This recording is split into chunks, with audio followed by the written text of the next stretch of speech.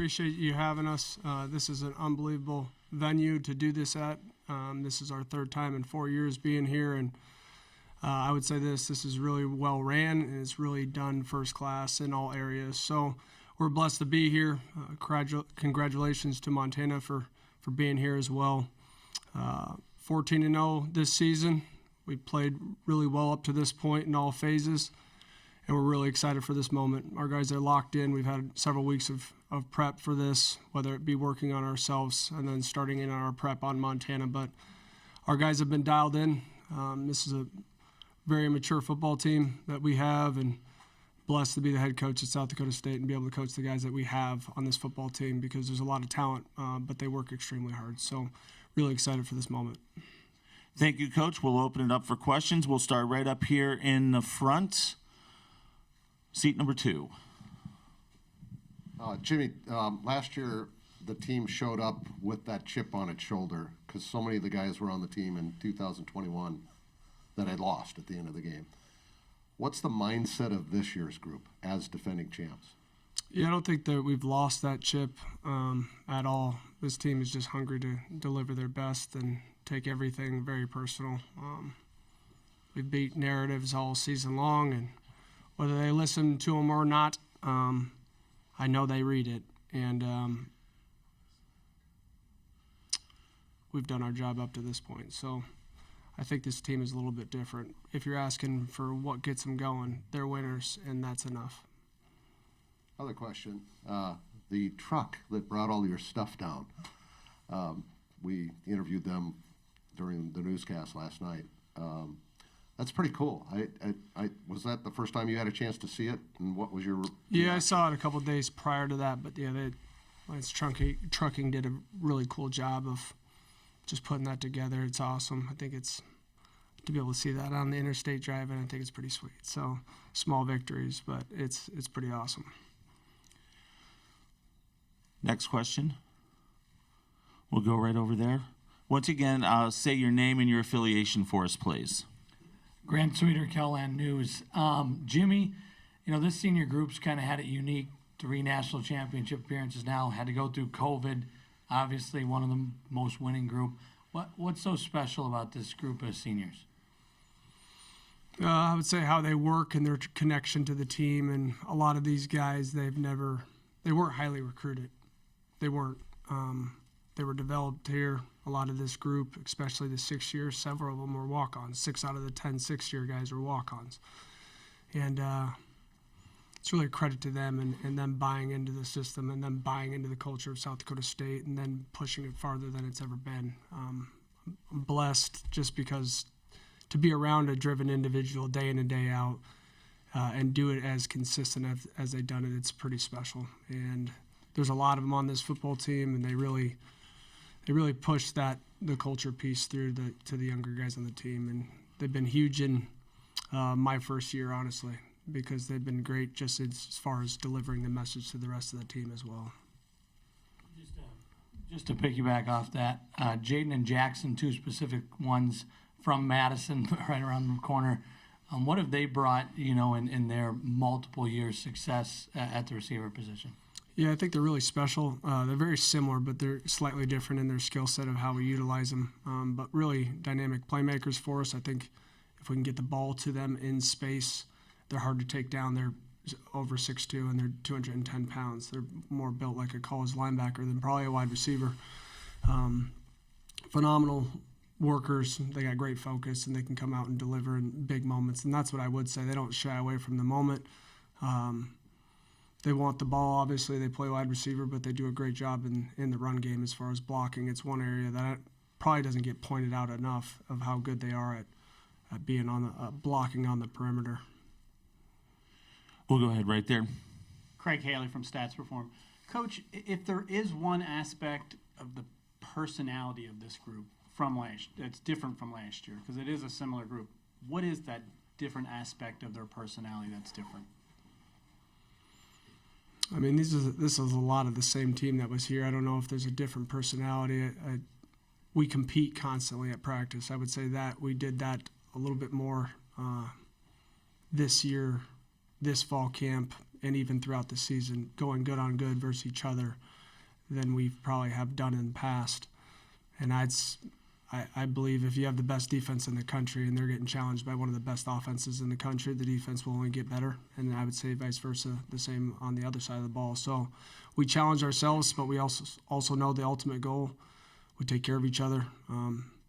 It's a really close group too. You know, you get one more year with one another, and it's been great to see how our senior leadership and our oldest guys still connect with the freshmen, still take pride in teaching those guys how to get better and really the ways of how the program operates and the culture that's here and why it's important to do the little things. And they've been great for me, you know, hammering that message through because, again, these guys have been developed here.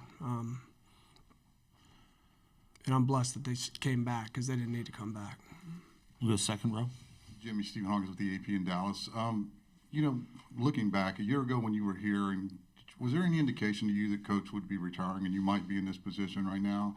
And I know since then you've talked about your reality becoming your dream. Just talk about looking back at just how, from the minute you got to South Dakota State to now where you're at right now. Yeah, there was indication because there was always conversation that when Coach Stig would retire that we would want to hire from within. And I had conversations with the administration long before last year. When that happened was really up to Coach Stig. As far as my time at South Dakota State, I never dreamt of playing at South Dakota State. I'm from Chandler, Arizona, never heard of South Dakota State. And when I signed to commit at South Dakota State, I remember vividly, because I played at a really good high school, and there was probably about a handful of guys going FBS. That was the biggest thing. I didn't have those opportunities. And South Dakota State gave me an opportunity, and I bought into the opportunity. I came here, and my reality becoming a dream means I wanted to do it at the highest level, and we've taken South Dakota State to the highest level. And to be the head coach of it, I've never envisioned that. You know, 18 years ago, I can't say that. But I did envision winning national championships here. I came from a program in high school where we never lost. And when I got to South Dakota State, we needed to learn how to win or, you know, work to win. And I think through my longevity of being here, the program has continued to develop a certain level of work ethic to be able to say that that is sustainable and that is doable. And we're at that point now as the #1 team in the country. And we need to continue to be that way and not take for granted all the work that went into this. And I will assure you that we won't. Go ahead, front row. Zimmer, Sioux Falls Live. Jimmy, you know, huge turnout last year when you came here from your fans. I know you got a big send-off on the way out of town yesterday. There's expecting to be a huge turnout again, the tailgate, all that stuff. I know you got a football game to focus on, but just what's it been like for you guys to observe the way Jack's fans have got on board with these trips to Frisco and the support you guys have had over the last couple seasons? Yeah, the fans have grown significantly over the years of having success and winning, and I think the fans have been phenomenal this season. To have as many sellouts as we have was just awesome to see, and the kids are really deserving of it, and I'm just glad that people are starting to take notice and continuing to support us and continue to make these trips because this is a special moment for the players, and to have all of their family and friends and fans here, I think it's really cool for them, and it's really appreciated. Real quick before we take our next question, if you are watching on Zoom, if you'd like to ask a question, please raise your hand and we'll come to you here in a few minutes. Go ahead, please. I forgot the first time. Mark Ovenden from Dakota News Now. 8 years ago, I was down here with the Augustana basketball team in Frisco playing for the national championship. They won, but they were the #1 team. People expected them to win. And I just remember the reaction of Tom Billiter when the game got over and they had won was more of relief than the kind of joy I would have thought. How much fun has this season's been for you guys as defending champions and with so many guys back, the expectations of being #1? Oh, it's been a blast. I mean, I get most joy going to practice and working with the players than I do, you know, what maybe most people would. But yeah, this has been a blast. Expectations, this is what I expected. So to say that I'm nervous about the moment, I'm not nervous about the moment. I came to South Dakota State expecting to win national championships, and we got to that point. We got over the hump last year. But this is what I expected as a player. This is what I expected as a position coach. This is what I expected as a coordinator, and I'm just happen to be the head coach now. And I'm not overly worried about the outside world and the noise, because that's going to come regardless if we win by a lot, win by a little, or or don't win. So I can't get caught up in that, nor do our players. We're going to give it our best and show respect to our opponent and give it a full 60 minutes Sunday night or Sunday afternoon. Go ahead, right here.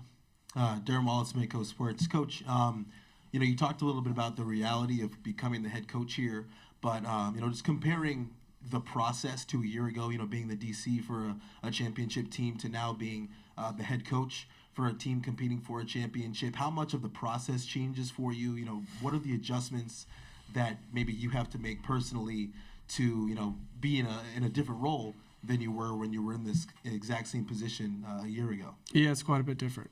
It's quite a bit different organization and the meticulous little steps that you have to do to make sure everybody's on the same page. A lot of my time is, spent not just in football. It's in making sure that this whole setup of this flows right. And that part has been different. Obviously, this part is different. As far as my connection with the players and what we do, that's not different. So there's been adapting along the way. I feel somewhat comfortable in this and doing this type of thing now, but that would be the biggest change for sure. I feel like the other side of the room hasn't asked a question yet, so we'll go third row, first seat. All right. Fritz Neighbor, Daily Interlake in Montana. Coach, you're on the field in 09 when SDSU had its first playoff game, and I was there, you were there. Looked like the game was in hand, and you talk about the journey and getting to this point. How much does that game stick with you, if at all? Oh, it sticks with me. That was my last game I ever played. Montana was my first Division I game I played. And we went back there, my 4 years later, from a freshman to a senior, and we should have won that football game, and we lost it. And I think you can learn something from every loss that you have. To say one means more than the other when they end your season and you care enough, they matter. And if you don't learn from them, you waste the opportunity to absorb a lot of information and a lot of ways in which you could have handled it better to have success. And that moment I'll never forget, honestly. To follow up, if you want to talk a little bit about Montana, on the offensive side, is it the quarterback that concerns you? Is it the receiver crew? Is it the O-line? What you can speak generally, specifically. Yeah, I think they do a really good job skill set wise. They got great skill on the perimeter, and they got a couple really good, talented running backs. They play with a little bit wider splits than what we're used to seeing. We've seen it a little bit throughout the season, but and I think everything starts with the quarterback. The guy that touches the ball is dynamic. He can extend plays and kill you with his arm. So we got to do a good job of trying to manage that as much as possible. The wide receivers are an elite talent, and the running backs can make you pay with their speed and physicality. Overall, I think they're a really, really well-coached football team. I think they play extremely hard, and that shows up on film. And I know that it's going to need our best here Sunday. We'll go right here, second row. Jonathan Fernandez, Argus leader. Adam Bach started the season with an injury. He came back for the first conference game, and then he missed the next couple, and then came back and he's played the rest of the way. Obviously, because of that, his stats aren't necessarily like where they'd normally be, but just how would you describe his impact and his role in getting you guys back here? Adam Bach is a special talent, but he's also like a special leader. He manages our defense just from setting the front to changing, support calls to blitzing in a different direction at the last second. When you're very confident in what you do, everybody feeds off of that, and that he is. He's really confident in who he is. He's really confident in what he knows, and because of that, we have success as a defense. I'm excited for him because I wasn't sure if we were going to get him back this season, and he's turned a corner. I can't say he's still 100%, but he's good enough. He's good enough to play in this game. In the previous media availability, Mason McCormick mentioned that this team defensively does a lot similar to what Villanova did when you guys played them in terms of throwing you guys different looks on defense. What kind of challenge does that present to you offensively when they're throwing different looks so often? Yeah, I think it starts up front with the communication of the O-line, being able to handle blitzes and twists and late movement and stemming. All it takes is one guy to up front to mess it up, that they didn't hear the communication that's had from one end to the next end. So all of that is extremely important, and we got to be on the same page, and we are well aware that Montana's going to get some plays on us, and we got to respond. It's how we respond that makes the difference in the game. And what he was referring to is a lot of the blitzing that Villanova had done. That's kind of the system of defense. It's very similar to Montana's in that sense. The exact blitzing and the exact scheme, it's not the same, but very, very similar in that sense for sure. Craig. Craig Haley, Stats Perform. Coach, in recent years, the Missouri Valley and Big Sky conferences have really separated themselves from the rest of the FCS. Perhaps it's JMU moving up, leaving the CAA. Great for both conferences, but how is there importance to you to see other conferences get to the level of the Big Sky and Missouri Valley conferences? Yeah, I think it's good for everybody. The better the FCS football just gets and becomes well rounded. But two great conferences, and they're on display here. I think any of those conferences, you look at the Missouri Valley, anybody can beat you week in, week out, and obviously we haven't played in the Big Sky, but looking at it over the years and seeing crossover film, I would say it's very similar. Everybody made a big stink about Montana losing to Northern Arizona, or how does that happen? Northern Arizona, just look at some of their scores. Maybe they didn't play the best, but maybe they were very capable, and things get out of hand at certain times. And we're talking about 18 to 22-year-olds. Anything can happen with their emotions and how they check in or out. And I think that's the hardest part about managing a football team, is that you adhere to their emotions, but you got to stay focused, and you got to have great leadership to get to this point, regardless of how much talent that you have. So, yeah, I think the leagues are great, and I think it's important to continue to the other leagues or the other conferences to have success as well. We got time for a couple more. Let's go back here on the right side. Coach Sean Randy with SWX Montana. You talk about kind of the work ethic of your team, some of the unheralded players that initially that now are big time in the program. I think Montana would say something similar. Just your thoughts on this kind of being a Dakota, Montana, kind of blue blood, and blue collar type of a matchup. Well, I would say this. If you look at and this is an opinion, so I think the best football is played in the Dakotas and the Montanas, right? You look at FCS football, they're the couple states, but we don't have professional sports. We are the professional sport in a sense. That I think is cool. That I think is, and both recruit their home state very hard.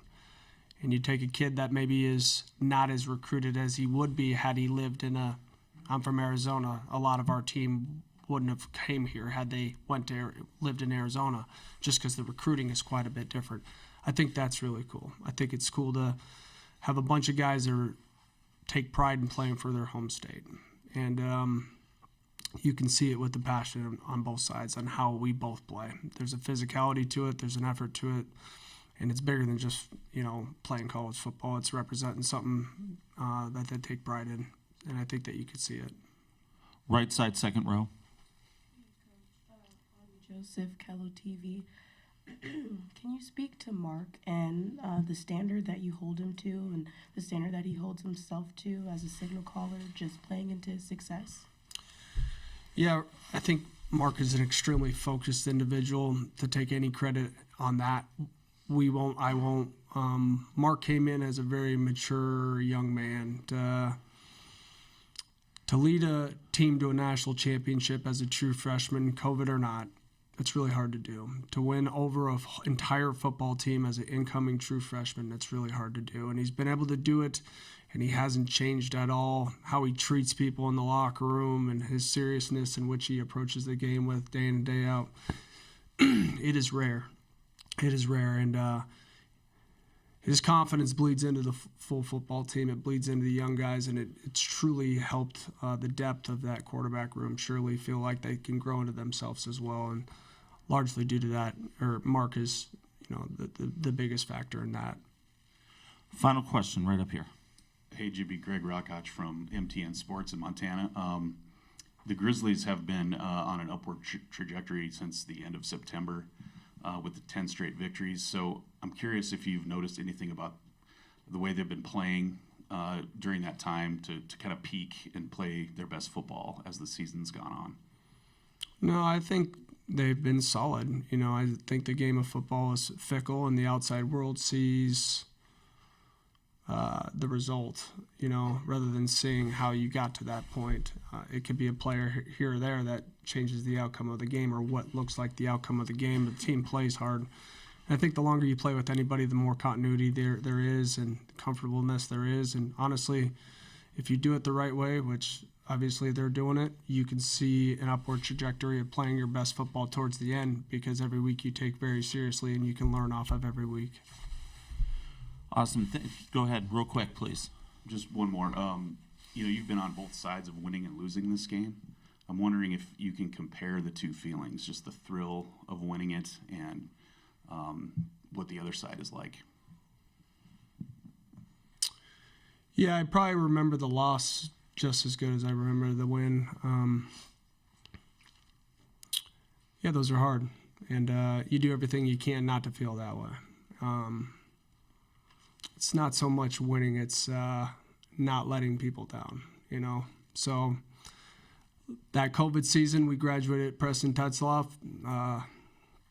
I coached Preston, and he was a non-scholarship player, and he was the only guy graduating that semester. That was hard for me. A lot of the guys had an opportunity to come back. He didn't, just because he was going into law school, and we wanted to end on the right note for him.